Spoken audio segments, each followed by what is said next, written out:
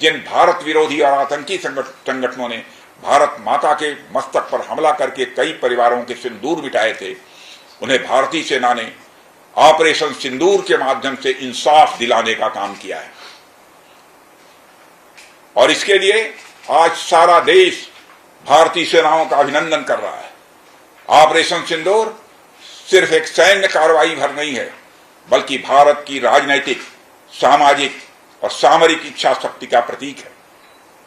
यह ऑपरेशन आतंकवाद के खिलाफ भारत की दृढ़ इच्छा शक्ति का और सैन्य शक्ति की क्षमता और संकल्प शक्ति का भी प्रदर्शन है। हमने दिखाया है, भारत आतंकवाद के खिलाफ जब भी कोई कार्रवाई करेगा तो आतंकवादियों और उनके आकाओं के लिए सरहद पार की जमीन भी सुरक्षित नहीं रहेगी।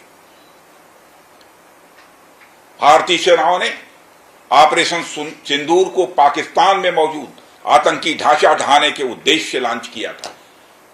हमने उनके आम नागरिकों को कभी निशाना नहीं बनाया था, मगर पाकिस्तान ने न केवल भारत के नागरिक इलाकों को निशाना बनाया, बल्कि मंदिर, गुरुद्वारा, गिरजाघर पर भी हमले करने का प्रयास किया।